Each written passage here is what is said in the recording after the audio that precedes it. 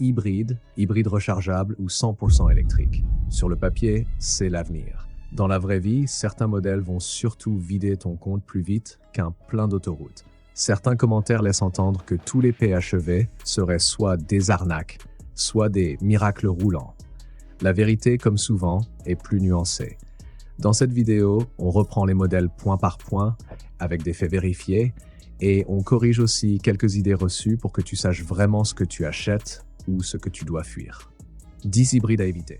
Toyota Prius 3e génération, 2009 à 2015, batterie achetée qui vieillit en occasion, surtout usage urbain taxi, remplacement possible en réseau ou échange standard, reconditionné. Toyota propose jusqu'à 10 ans de prise en charge si bilan annuel fait. À vérifier, bilan hybride, historique de refroidissement batterie, garantie active. Ordre de coût, environ 2 à 3 000 € pour un pack neuf, reconditionné, hors bon plan. Écolo, oui, si la batterie ne te lâche pas. Honda Civic IMA, toute génération IMA. Système ancien à petite batterie NIMH, gain réel limité et vieillissement fréquent des modules IMA avec voyant IMA, charge instable. À vérifier, capacité résiduelle pack IMA, historique de remplacement équilibrage. Ordre de coût, souvent entre 2 et 3 000 €, pièces plus main-d'œuvre selon solution, neuf reconditionné. Peugeot 3008 hybride 4, première techno, diesel hybride. Alerte, arrêtez le véhicule lié à éléments de chaîne hybride, pompe à eau, pompe à vide électrique, calculateur. Documenté sur 3008 508 DS5 hybride 4. À vérifier. Historique rappel, mise à jour, boîtier, faisceau arrière, entretien traction électrique. Quand l'écran dit stop, ton portefeuille dit aïe. Citroën DS5 hybride 4, même architecture que 3008 508 hybride 4. Coupure du système, alerte traction, cause électronique et organes auxiliaires déjà recensés. À vérifier, campagne corrective, état batterie 200 volts, étanchéité connectique arrière. Hybride chic, facture choc. Lexus GS 450H, ancien millésime. Excellente base mais composant hybride haut de gamme, batterie onduleur, coûteux et pièces moins courantes, une panne peut vite chiffrer. À vérifier, tension module, température, ventilation batterie, facture récente. Ordre de coût, retour d'utilisateur autour de plusieurs milliers d'euros pour un remplacement batterie. La noblesse a un prix. Ford C-Max hybride, import hors réseau Union européenne. Modèle arrêté est très rare en Europe. Résultat, diagnostic et logiciel parfois introuvables hors réseau américain, pièces spécifiques qui mettent une éternité à arriver. À vérifier absolument, accès aux mises à jour, disponibilité de la batterie et de l'inverteur, et surtout trouver un atelier qui connaît vraiment l'hybride Ford. Économie possible sur le papier, mais logistique souvent galère. Toyota Auris hybride, toute première série. Globalement robuste, mais en usage très urbain intensif, la batterie peut fatiguer plus vite. L'Auris reste fiable si bilan fait et garantie suivie. À vérifier, bilan hybride annuel, état de la batterie achetée, historique taxi, stop and go. Bien scanner avant d'acheter. Nissan Note e-Power, import hors réseau adapté. Architecture série e-Power, moteur thermique générateur, traction 100% électrique, différente des hybrides HSD habituels hors pays de commercialisation, SAV inégal. À vérifier accès pièces e-Power, compétences atelier, logiciel. Exotique, parfois exotiquement cher. Correction, Mitsubishi Colt ClearTech n'est pas un vrai hybride. La Colt ClearTech est une version essence optimisée avec arrêt redémarrage et rapport allongé sans chaîne hybride haute tension. Elle n'a donc pas les risques coûts d'une batterie achetée, mais pièces parfois rares car série confidentielle. Économe, oui. Hybride, non. Mazda 3 Skyactiv hybride, version japonaise uniquement. Système hybride sous licence Toyota vendu uniquement au Japon. En importation grise, le support officiel est quasiment inexistant en Europe. Pièces introuvables, diagnostic compliqué. À vérifier absolument. Réseau prêt à intervenir, référence de pièces japonaises spécifiques. Tu t'achètes surtout un casse-tête. Règle d'or hybride, mise à jour. Toujours vérifier l'état de la batterie haute tension, la présence d'extension de garantie. Beaucoup de Toyota vont jusqu'à 10 ans si bilan annuel. L'historique de refroidissement, nettoyage de ventilateur et l'usage urbain intensif. Une batterie fatiguée peut transformer une bonne affaire en 2 à 3 000 € immédiats si l'on part sur un remplacement standard. 10 électriques à éviter ou à passer au crible. Renault Zoe, période batterie en location. La location de batterie a été arrêtée en janvier 2021. Sur le marché de l'occasion, les contrats existants peuvent encore compliquer revente, assurance et nécessiter rachat ou restitution de la batterie. Tu achètes la voiture et tu continues de payer pour la batterie. Nissan Leaf première génération, sans refroidissement liquide, pack sans gestion thermique active, dégradation accélérée en climat chaud, autoroute. Les générations suivantes ont évolué, mais une Gen 1 reste à évaluer. Batterie en main. Au soleil, les kilowattheures fondent. Fiat 500i, ancienne importation des États-Unis. Une vraie compliance car vendue surtout en Californie et en Oregon. Résultat, réseau inexistant hors Amérique et pièces spécifiques pas faciles à obtenir. En Europe continentale, la logistique devient vite un casse-tête. Mignonne en photo, beaucoup moins mignonne à entretenir ici.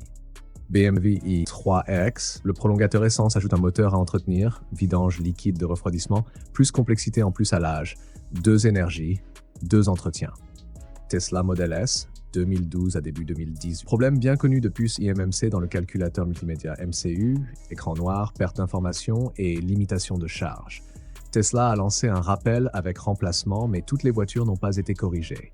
En occasion, Space exige impérativement la facture de remplacement du MCU et de la puce eMMC. Écran noir égale sueur froide. Peugeot Ion, Citroën C0, techno-dérivé de la Mitsubishi i-MiEV, petite batterie d'environ 16 kWh nominaux, dont 14,5 kWh réellement utiles. Résultat, une autonomie réelle courte, adaptée uniquement à l'hyperurbain mais carrément frustrante ailleurs. Parfaite pour la boulangerie, pas pour l'autoroute.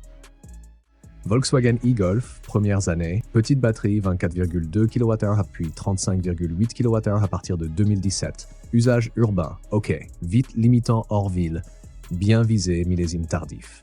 Golf de ville, pas de grand route. Jaguar I-Pace, occasion récente. Les retours de fiabilité sont perfectibles dans plusieurs enquêtes, notamment chez Whatcar et Consumer Reports. Sur ce modèle, garantie solide et mise à jour logicielle sont indispensables pour limiter les mauvaises surprises. SUV Premium, Stress Premium.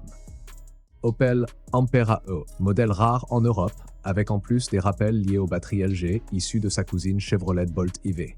Les prises en charge varient selon les pays, et les pièces, comme les batteries, peuvent être longues à obtenir. Bonne technique, logistique capricieuse.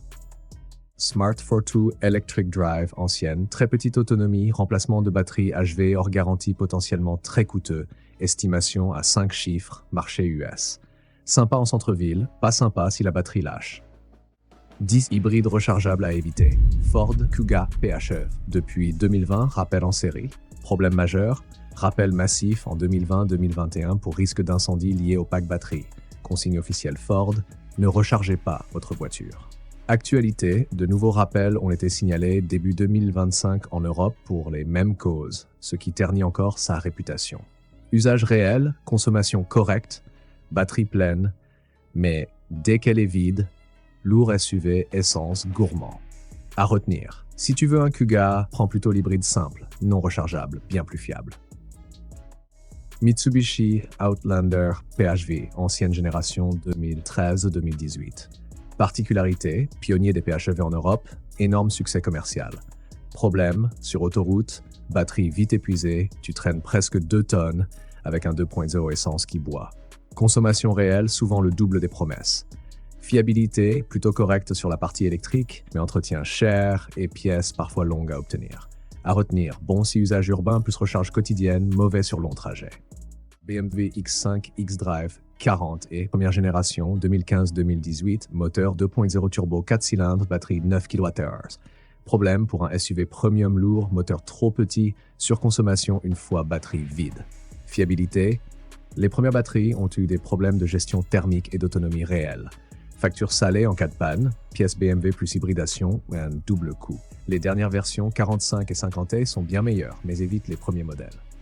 Volvo V60 Twin Engine, diesel hybride 2015 à 2018. Particularité, hybride rechargeable diesel, rare sur le marché.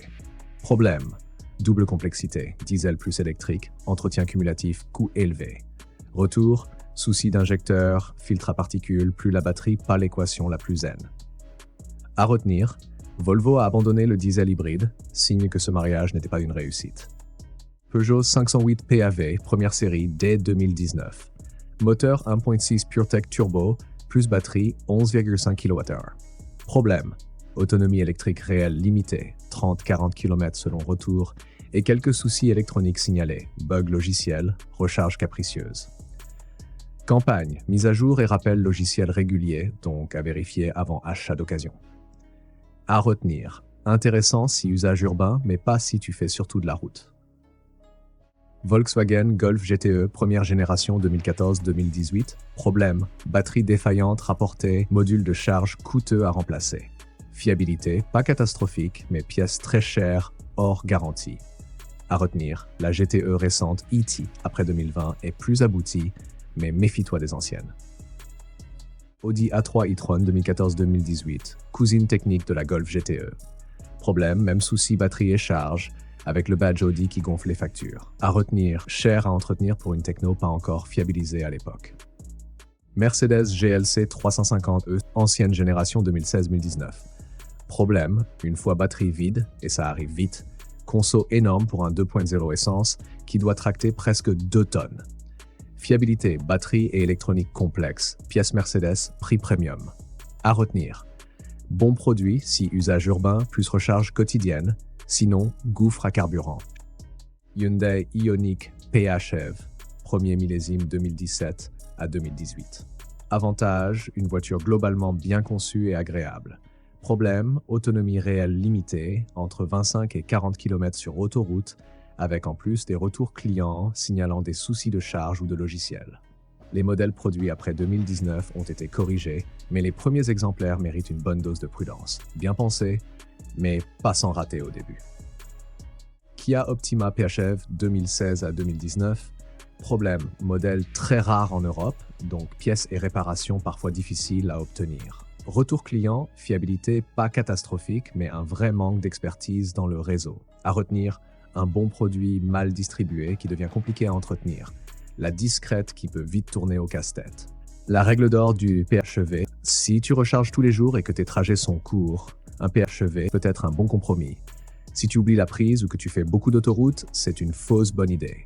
Dans ce cas, mieux vaut une hybride classique, HEV ou carrément une bonne thermique. Hybride rechargeable, électrique, il n'y a pas que la techno, il y a le modèle précis. Certains t'offrent de vraies économies, d'autres t'offrent des devis. Si tu veux le meilleur plan au meilleur prix, clique sur la vidéo qui s'affiche maintenant. On passe des pièges aux valeurs sûres, garanties, coûts réels et checklist d'achat. Abonne-toi, on va te faire gagner des milliers d'euros en évitant les faux bons plans.